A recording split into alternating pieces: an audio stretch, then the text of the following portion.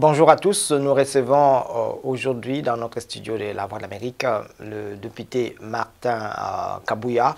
Il est de la FCDC, un parti qui est du FCC, les Fonds communs pour le Congo, la majorité aujourd'hui, ou la coalition qui est majoritaire aujourd'hui et qui exerce les pouvoirs. Bonjour. Bonjour, Monsieur Issango. Voilà, vous êtes ici aux États-Unis. La première question, qu'est-ce qui vous amène ici? Merci. Vous savez, en tant que politique, l'Amérique, c'est ici où nous venons tous nous abreuver de temps en temps.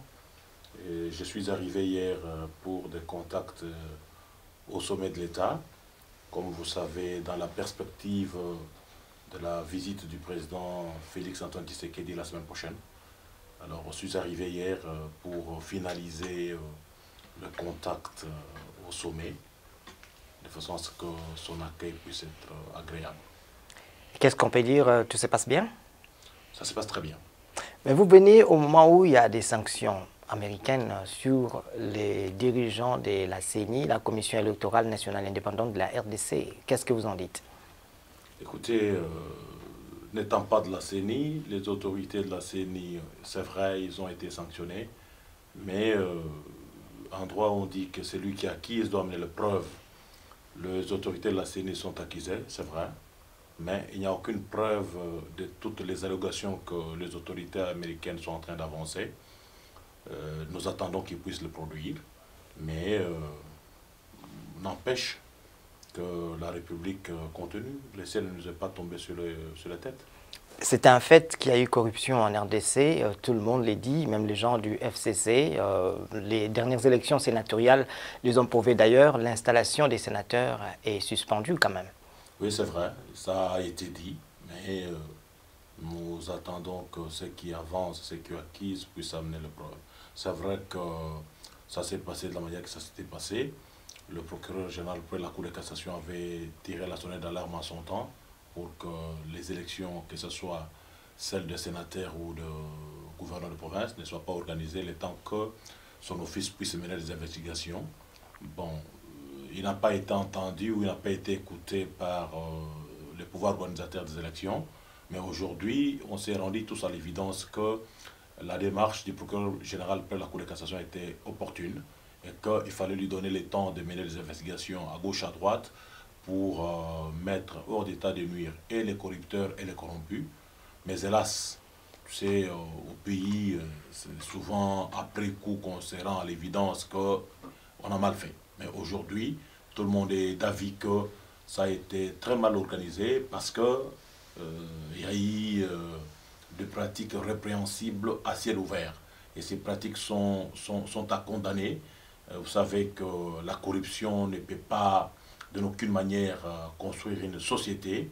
Et c'est pour ça que nous, patriotes, nous condamnons avec la dernière énergie les pratiques de corruption à tous les niveaux et que la justice devra faire son travail pour, comme vous savez, le ministère public à la plénitude d'action publique devra rechercher par tous les moyens tous ceux qui ont corrompu et tous ceux qui ont été corrompus. Le président de la République fait de la lutte contre la corruption, je parle de Félix Tshisekedi, il fait de la lutte contre la corruption son cheval de bataille. Et c'est pour ça que les États-Unis les soutiennent dans cette politique. Ne devraient-ils pas sanctionner?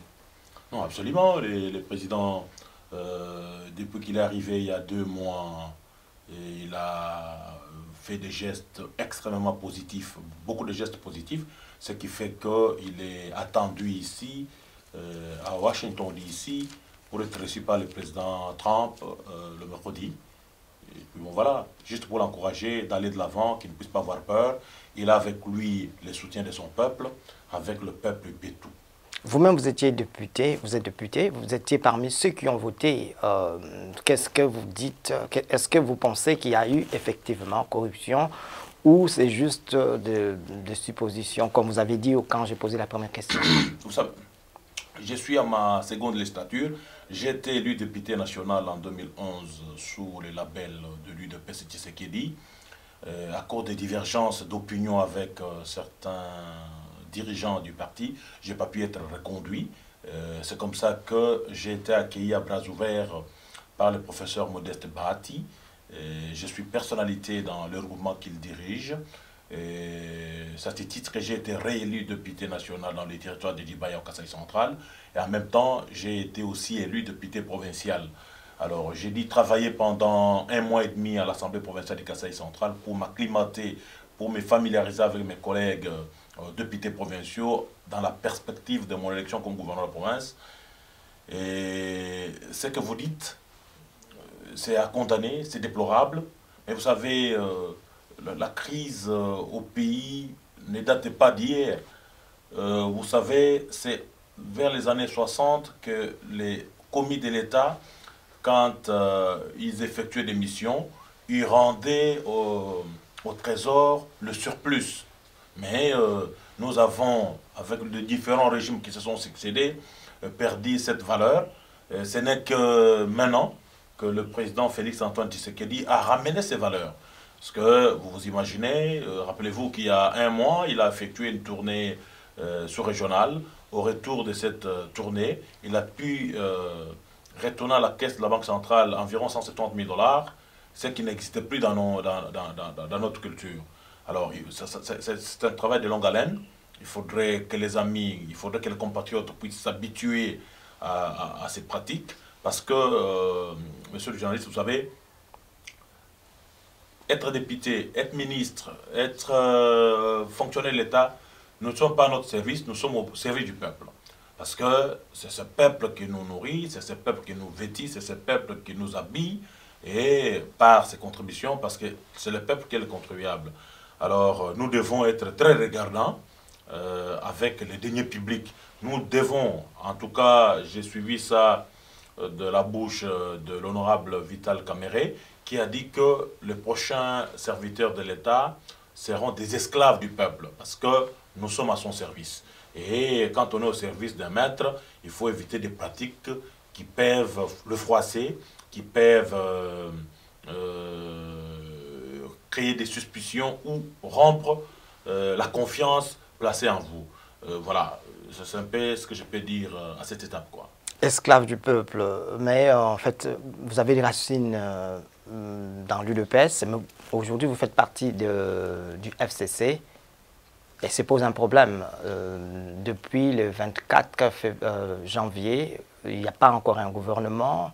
On dit que le nom du formateur du gouvernement a été remis, mais qu'est-ce qui bloque aujourd'hui la formation de ce gouvernement? Merci beaucoup. Vous savez, nous sommes dans un État, l'État est régi par des principes. C'est vrai que le président de la République a prêté serment le 24 janvier, mais ce n'est pas des sitôt. Il fallait qu'on mette en place l'Assemblée nationale, il fallait convoquer les députés nationaux, et les députés ont été convoqués, et la session inaugurale a habituellement 3 missions principales, c'est-à-dire l'installation du bureau provisoire, et puis la validation de mandat, et enfin la rédaction du règlement intérieur. Ces 3 étapes ont été faites. Alors nous attendons maintenant, depuis la semaine dernière, le règlement intérieur de l'Assemblée nationale a été transmis pour avis de conformité à la Cour constitutionnelle. Nous attendons que la Cour constitutionnelle puisse se prononcer. Dès que ce sera prononcé, à ce moment-là, nous allons mettre en place le bureau définitif qui, lui, devra de façon pérenne gérer l'Assemblée nationale. Ce n'est qu'à ce moment-là, et à ce moment-là seulement, que le gouvernement peut être mis en place. Aujourd'hui, on peut nommer le formateur, mais il ne mettra pas le gouvernement en place tant que nous n'aurons pas le bureau définitif de l'Assemblée nationale. Mais je me dis, ma foi, la semaine prochaine, nous devrons mettre en place le bureau de l'Assemblée nationale, parce qu'il y a eu déjà quelques bribes d'informations comme quoi des consultations sont en cours pour savoir qui va présider aux destinées de l'Assemblée nationale, qui va faire quoi, ainsi de suite, parce qu'il faudrait mettre en place 7 membres du bureau. C'est un grand travail. Mais je me dis, la semaine prochaine, dès qu'on aura terminé ce travail, assez rapidement, on devra mettre en place le gouvernement, qui devra venir à l'Assemblée pour l'approbation de son programme de gouvernement, son investiture, et ainsi de suite. Consultation, mais aussi tiraillement, les FCC continuent à clamer sa majorité, dont vous faites partie, et les FCC tient à ce qu'on installe les sénateurs mais vous n'êtes, en fait, pas vous, mais l'UDPS, les cash n'est pas de cet avis. Je crois que l'UDPS ou le cash traduit la volonté populaire.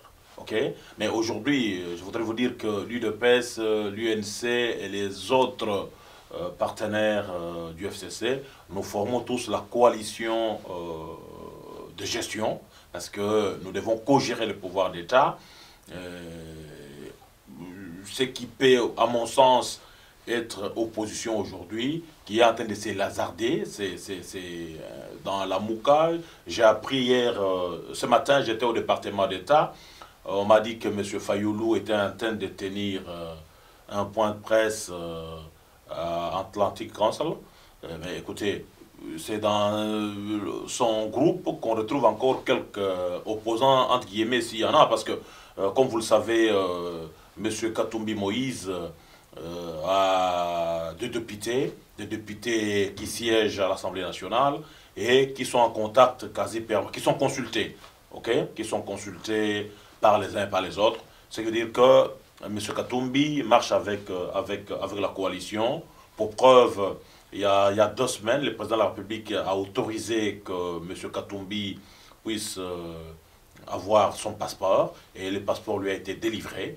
Et je ne vois pas comment M. Katumbi aujourd'hui peut encore s'éclamer de l'opposition. D'autant plus que papa Kyungwa Kumwanza, Baba comme on l'appelle, a dit clairement que l'ensemble pour le changement ne fait aucunement pas partie de l'opposition. Il ne peut pas s'opposer à Félix Tshisekedi, d'autant plus que tous nous avons milité pour qu'il y ait alternance. Et aujourd'hui qu'il y a alternance, il était question que M. Kabila puisse partir. Effectivement, le président Kabila est parti. Nous avons maintenant un nouveau président de la République. Il n'y a pas de raison que quiconque, et surtout des gens de grandes valeurs comme ceux qui composent encore la Mouka, puissent s'évertuer à rêver qu'ils vont mener une quelconque opposition. Ils vont s'opposer à quoi, à qui et pourquoi? Parce que le peuple congolais s'est exprimé le 30 décembre à travers l'élection qui a consacré l'alternance avec l'arrivée à la tête de la République. Mais lui-même, M. Moïse, on l'a vu samedi passé, et il a signé les documents. Et avez-vous peur d'une certaine opposition? Ça serait soit les gens de Kabila, en fait ils sont avec vous dans la coalition, mais s'ils n'étaient pas, les autres, mais la Mouka. La Mouka, c'est une coquille vide. Parce que demain, ils vont se disputer le leadership. Vous savez, dans la forêt, il n'y a qu'un seul animal qu'on appelle le roi de la forêt. Alors, dans cette forêt de la Mouka, vous avez 3 grosses têtes. Vous avez d'une part Jean-Pierre Bemba Ngombo, d'autre part, vous avez Moïse Katumbi Chapwe, et les deux ont des députés. Mais M. Fayoulou, je ne sais pas combien de députés là, il peut en avoir 2 ou 3 la grande limite. Alors, ce qui veut dire que théoriquement, dans cette organisation, monsieur ne représente rien. Et je me dis, le communiqué qui a été un peu ambigu parce qu'il ne sait pas, le communiqué n'a pas été clair, hein, je me dis que le communiqué du week-end dernier a signé la mort de la Mouka et maintenant nous allons, écoute, ils sont partis pour la gloire, on attend de nouvelles organisations, je ne sais pas comment il pourra s'appeler, mais ce qui est vrai, de vous à moi, M. Moïse Katumbi Chapwe, qui est à l'écoute de sa base au Katanga et partout ailleurs, ne peut pas s'opposer à Félix Antoine Tshisekedi parce qu'ils ont tous ensemble milité pour qu'il y ait alternance au pays. Aujourd'hui, il y a l'alternance incarnée par M. Félix Antoine Tshisekedi. Je vois mal comment des gens peuvent s'évertuer à raconter ce qu'ils sont en train de raconter. Écoutez, la grande puissance au monde s'appelle les États-Unis d'Amérique. Au jour d'aujourd'hui, les États-Unis d'Amérique sont avec la République démocratique du Congo, représentée par M. Félix Antoine Tshisekedi. Alors, ma foi, je voudrais savoir qu'est-ce qui reste encore de mieux. Si les Américains vous acceptent, qui d'autre va vous rejeter? Personne. Les Européens vont suivre. Les Européens vont suivre. M. Fayoulou, bon, il a refusé son mandat de député national. Libre à lui de le faire. Il va pourtant ils avaient demandé les récomptages de voix. Non, on ne pouvait pas récompter parce que l'unique organisation qui fait les élections au pays s'appelle Commission. Malheureusement, on arrive à la fin de notre temps. Il n'appartient à personne, en dehors de cette autorité constitutionnellement reconnue, qui puisse proclamer les résultats. La CENI a proclamé les résultats. Les autres organisations sont des organisations opportunistes et qui n'ont aucunement pas vocation de publier les résultats des élections. J'ai beaucoup de respect pour la conférence épiscopale nationale du Congo, qui regorge nos pères, qui regorge qui incarne l'autorité morale comme nous sommes chrétiens, mais je dénie à la CENCO la qualité de publier les résultats. Malheureusement, on va, mais juste pour terminer, vous êtes candidat avec un autre colistier du FCC pour le poste du gouverneur. Ne craignez-vous pas vous-même d'être accusé parmi ceux qui ont corrompu? Non, non, écoutez, le Kasaï central a 4 tickets, parce qu'on parle en termes de tickets. Le premier ticket, c'est celui que moi, je dirige avec le professeur Ambroise Kamokouni, qui est... Vraiment en bref, hein? Oui, oui, qui est bref. Le professeur Ambroise Kamokouni, qui est professeur d'université. Et il y a un second ticket, nous sommes indépendants. Il y a un deuxième ticket d'un autre indépendant, mené par mon collègue député provincial Jim Mukenge. Et puis, il y a un autre ticket qui est conduit par M. John Kabeya Shikai, qui est soutenu par l'UDPS. Et puis, il y a le dernier ticket du FCC que dirige mon collègue député national Valentin Ngandou. Ce sont les 4 tickets, mais écoutez, les députés provinciaux sont assez matures, sont assez grands, ils savent où se trouvent leurs intérêts.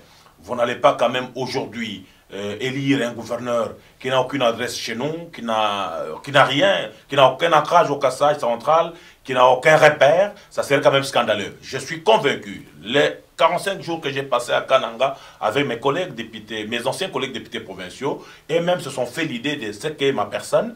Et ce n'est pas la première tentative. J'avais déjà tenté en 2017 d'être gouverneur contre mon frère et ami Denis Kambaï.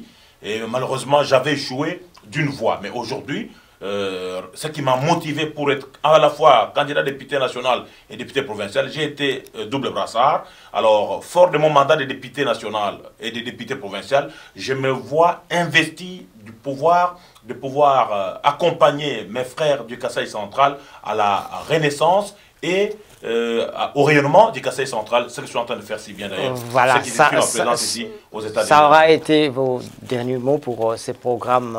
Merci beaucoup et merci à vous de nous avoir suivis.